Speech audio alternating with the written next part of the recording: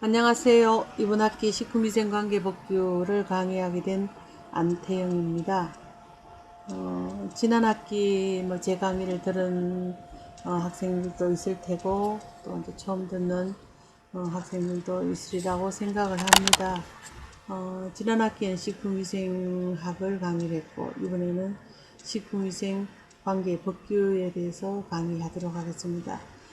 실제적으로 지금 수업 들어가기 전에 사실 1학기 여러분들하고 수업을 진행을 했을 때 2학기 되면은 아마 대면 수업을 하지 않을까 싶었는데 또다시 이렇게 훨씬 더 코로나19가 심해지고 이번 주말쯤 되면 3단계로 격상을 할까 말까 하는 그런 지경까지 놓여 있어서 참으로 많은 걱정이 됩니다만 일단은 여러분들 다 건강 유의하고 일단 살다 보면은 어려운 난간에 봉착되는 경우들이 많은데 개개인이 그럴 수도 있지만 또 국가적으로 세계적으로 이러한 어떤 세균 질환 바이러스에 의해서 공격을 당하는 것은 저 역시도 처음이지만 여러분들도 참, 참 난생 처음이라는 얘기들이 절로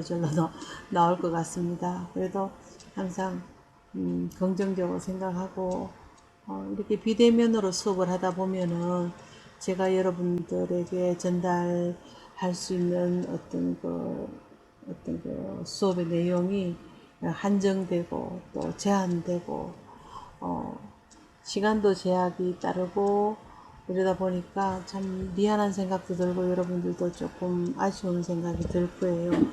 이거 수업을 25분 이상 녹음을 하게 되면은 유튜브 동영상을 올릴 때에 너무 용량이 많으면 잘 올라가지를 않습니다. 그러다 보니까 수업이 거의 25분 전후로 녹음이 되고 이렇다 보니까 좀 생동감도 없고 내용도 충분하지 못한 것 같고 그래서 좀 미안한 감은 있지만 여기 강의하는 사람의 입장에서도 보면은 이걸 PT를 만들고 녹음을 하고 유튜브에 탑재를 하고 유튜브에 있는 걸 그 주소를 웹 주소를 따와서 우리 블랙보드에 올리고 이런 한 4번 이상의 단계를 거치다 보니까 굉장히 복잡하고 힘들고 어렵습니다.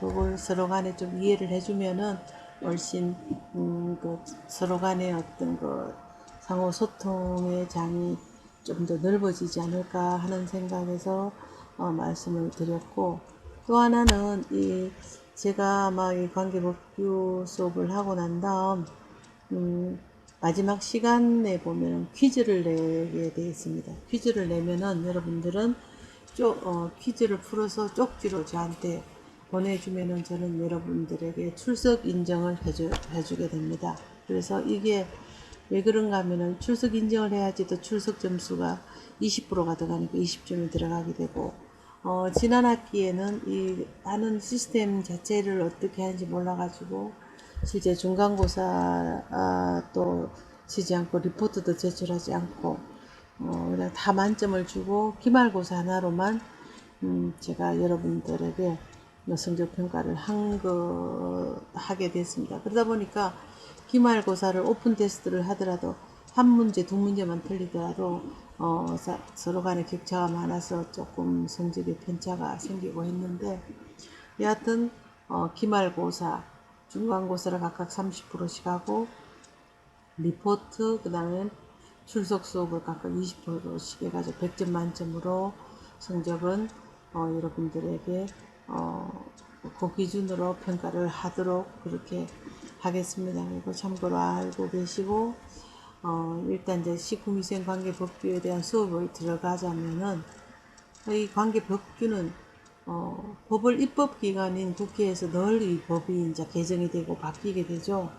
그러다 보니까 삭제되는 경우도 있고 새로 생기는 경우도 있고 이러는데 우리가 과연 그럼 영양사로서 아니면 식품을 공부하는 사람으로서 식품과 관련된 법규가 식품위생관계법뿐만 아니라 식품 안전법도 있고 먹는 물 관리법도 있고 있고 굉장히 다양한 식품과 관련된 법들이 굉장히 많습니다. 그래서 그거를 뭐 몇 조 몇 항에 뭐가 있다 이렇게까지는 알 필요가 없지만 대체적인 흐름은 어떤 것인가 하는 것을 여러분들이 알아둬야지만 실제 졸업을 하고 현장에 나갔을 때 여러분들이 만약에 어떤 그 불량한 식품을 우리가 구입을 해가지고 제조를 하고 판매를 했다면은 식품위생법에 위반돼서 걸리게 되는데 이건 어떠한 규칙에서 걸리게 되는가 하는 그러한 정도는 아셔야 될 것 같습니다. 그래서 이 식품위생관계법규는 법규의 몇 항 몇 조에 대한 거를 일일이 외울 수는 없지만 전체적인 개요는 어떠하다 하는 것을 아셔야 되겠죠. 식품위생법이라는 것은 실제적으로 식품의 안전성이라든가 건전성을 확보하기 위해서 식품을 생산하고 또 채취하고 가공하고 조리하고 저장, 운반, 판매 이런 것들에서 모두 지켜야 될 사항을 규정을 했는 하나의 어떤 법률입니다. 그래서 이거를 시행하기 위해서 시행령이라든가 시행규칙, 고시 등으로 이루어져 있습니다. 그 다음에 일단 이 식품위생법을 보자면은 일단 먼저 식품위생법뿐만 아니라 법령의 체계를 우리가 크게 본다면은 법률, 명령, 행정규칙 이렇게 크게 나눌 수가 있습니다. 그래서 국회 의결을 거쳐서 제정 공포되는 법규범을 말하는데 헌법 다음으로 가는 효력을 갖지만 명령보다는 우월한 효력을 갖는 명령이 있습니다. 식품위생 헌법 밑에 식품위생법이 있고 그죠? 그래서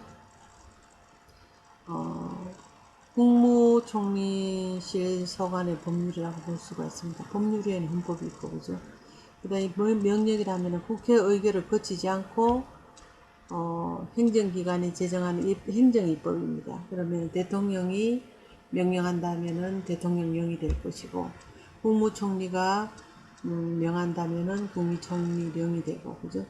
그 다음에 부령으로 각 부 장관이 지정하는 이런 걸로 구분되는데 법률보다는 하위의 효력을 가지지만 제정하는 것, 만들어내는 권자에 의해서 대통령령, 그러면은 시행령, 그 다음에 시행규칙 이렇게 들어갑니다. 대통령령, 총리령, 부령 이렇게 구분을 하고 행정규칙은 행정기관이 법조의 형식으로 정립하는 일반적, 수상적 규범으로 원칙적으로 법규의 성질을 가지지 않는다 해서 훈령, 예규, 교신인데 실제적으로 가장 많이 따르고 가장 많이 참조하는 것은 행정규칙이 되어져야 됩니다. 보통. 그 다음에 여기 본 법령체계는 헌법이 만들어지면 법률로서는 우리 이제 식품위생은 식품위생법이 법률에 들어가게 되겠고 대통령령으로 정하는 것 식품위생법 시행령이 되겠고 총리령으로 하는 것 식품위생법 시행규칙이 될 것이고 시행세칙은 각종 고시가 됩니다. 그러면 식품공전이라든가 첨가물 공전이라든가 전부 고시에 준하는 것이 되기 때문에 이 법령의 체계는 꼭 여러분이 아셔야 되겠죠. 헌법은 바로 이제 국회에서 국회의원들이 이제 입법기관인 데서 제정을 하게 되겠죠.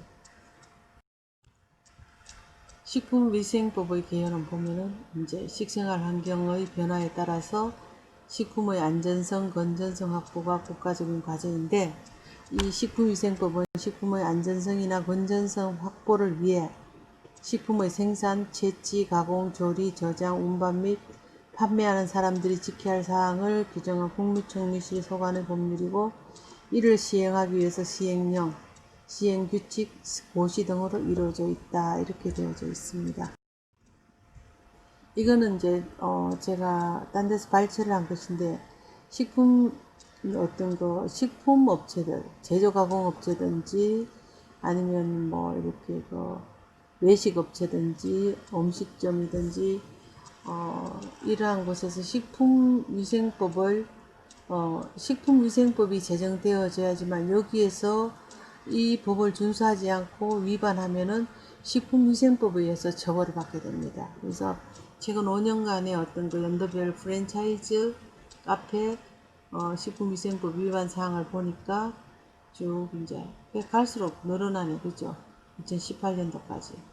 프랜차이즈 카페는 스타벅스부터 시작해가지고 뭐 망고 식사까지 쭉 이렇게 되어지는데 잘해줄지는 식품의약품안전처의 어떤 의원실에서 이제 재편집을 했는 그런 위반 형태인데, 결국은 이 위반을 했냐 안 했냐는 거, 식품위생법 상위법은 식품위생법에 위반해서 이렇게 그 위반을 하고 거기에 맞는 과태료라든가 과징금이라든가 영업정지라든가 하는 어떤 행정처분을 받게 됩니다. 여기도 보면 또 최근 해썹업체 중에서 식품위생법 위반한 상위 업체 이렇게 해가지고 이제 식약처의 통계입니다. 2019년 6월까지 된데 롯데에서 뭐 얼마, 뭐 송학식품, 그 다음에 뭐 칠감농산 이렇게 해서 해썹에서 식품위생법 위반하면은, 최근에는 이 위반하고 이러면은 또 원스트라이크 아웃제라 그래갖고 어떤 그 식품 자가품질 검사를 위반했다든가, 지하수를 쓰면서 뭐 어떤 거 상수도를 쓴다고 거짓을 했다든가 하는 그런 걸로 인해 가지고 한 번 위반을 하면은 바로 원스트라이크 아웃돼서 해썹 인정이 취소되는 그런 경우가 있는데, 이거는 이제 그런 건 아니고 식품위생법을 위반한 상위 업체이라는 게, 어떤 항목으로 위반을 했는지에 대한 구체적인 것은 사실 없습니다. 그 다음에 이거는 이제 서울시에서 식품위생법 위반한 업소에 대한 건데, 일반 음식점, 휴게 음식점, 단란주점, 뭐 제과점, 유흥주점, 식품 제조 강호업, 적판, 식품 자동 판매기, 유통 전문, 식품 소분업 기타 이렇게 해서 2018년도까지 이렇게 또 내놨네, 그죠? 근데 이제 보면은 2017년도까지 쭉 이렇게 보니까 이렇게 7천, 8천 건 이런데 2018년도는 이제 이렇게 줄었네, 그죠? 또 마찬가지로 전년도 대비해서 이렇게 줄은, 이게 어떤 전년도를 대비했는 건지 모르겠지만 이렇게 이제 갈수록 점차적으로 좀 줄어드는 추세는 있네요. 이제 위반 업소를 체크를 했는데, 물론 잘 지켜지기도 하고 있고, 또 서울시에서 자주 단속을 안 나가서 이렇게 건수가 적을 수도 있겠고 한데, 대체적으로는 많이 줄어드는 걸 볼 수가 있습니다. 여기 보면은 또 이거는 이제 위반 유형이 어떤 것인가. 아까 위반 유형을 모른다는데, 위반 유형을 봤을 때에 오가닉이라면은 유기 가공이 되겠죠, 그죠? 그래서 여기에 보면은 위생적인 취급 기준을 위반했다, 깨끗하지 못하다든가 뭐 기타, 이 위생적인 취급 기준에 대한 거는 아주 그 폭넓기 때문에 이 위반 유형을 정하는 것이 그야말로 그 감시 감독하는 경험이 많은 사람들이 어떤 그 단속을 나가서 이렇게 정할 때는 다양한 범위에서 체크를 할 수 있겠죠. 뭐 예를 들어서 어떤 그 음식을 보관하는 냉장고의 청소 상태가 불량하다든가, 또 얼음 성에가 많이 끼어가지고 냉기의 순환이 안 된다든가, 또 아니면 식품을 바닥에 놓는다든가 하는 이런 위생적인 취급을 위반해서, 이거는 좀 가벼운 처벌 유형이 되겠는데, 이러한 것들. 그다음 여기는 보면은 자가품질 검사를 실시하지 않았다. 이거는 이제 식품 제조 강호업의 경우가 다 식품 제조 강호업이네, 그죠? 그러면 이거는 아까 말했는 어떤 그 취급을 할 적에 어떤 개인 위생이 지저분해 가지고 뭐 위생복이라든가 또 뭐 어떤 그 개인 장신구를 쓴다든가 이렇게 위생이 또 올바르지 못했을 때에 이러한 그 처벌을 줄 수도 있습니다. 그리고 이러한 것에는 자가품질 검사를 실시했다는 것은, 이 사람들이 만들어내는 제품들을 시판을 할 때는 어떤 그 미생물 그 식중독균이 있는지, 또 아니면 중금속이 있는지에 대한 그 식품 공전을 보고 거기 알맞은 품질 검사를 해서 그게 적합하다는 판명이 나야지만 유통을 할 수가 있는데, 이 같은 경우에 자가품질 검사를 실시하지 않았기 때문에 그저 위반이 적발되었고, 여기도 마찬가지로 논산 딸기랜드, 제가 잘 아는 곳인데, 딸기랜드라든가 스웩, 키조기 이런 데도 위생적인 취급 기준을 위반한다든가 이렇게 돼요. 논산 딸기랜드 여기는 주로 그 두유를 생산하는 업체인데, 상당히 제품은 그 기호성은 좋고 맛은 있는데 취급이 좀 위반이 됐는 거죠. 오래된 회사입니다. 홍곰이라는 것은 신고를 하지 않고 영업신고를 내지 않고 한 것. 그 다음에 대림푸드라는 것은 품목, 어떤 품목을 내가 생산할 적에 예를 들어서 뭐 두유를 생산한다든가 하면 두유를 생산할 적에 어떠한 원료를 넣고 어떤 방법으로 만들고 또 유통기한은 어떻게 하고 어떤 용기에 담고 하는 것들을 전부 품목 제조 신고를 해야 되는데 신고를 하지 않고 이제 위반이 걸려버린 경우. 그 다음에 여기 같은 경우에는 원료 수불부를 작성하지 않았다. 어떤 원료가 얼마만큼 들어가서 생산된 양이 얼마만큼이다 하는 것들을 들어오는 이제 그 원료를 갖고 들어오는 것도 거래 명세서와 원료가 들어왔는 것을 사용했는 것 수불부 지불하고 들어오고 그죠? 얼마만큼 사용해서 얼마만큼 나갔다. 그 다음에 남아있는 양은 얼마다 이러한 것들 작성을 해야 되는데 작성하지 않았다는 얘기입니다.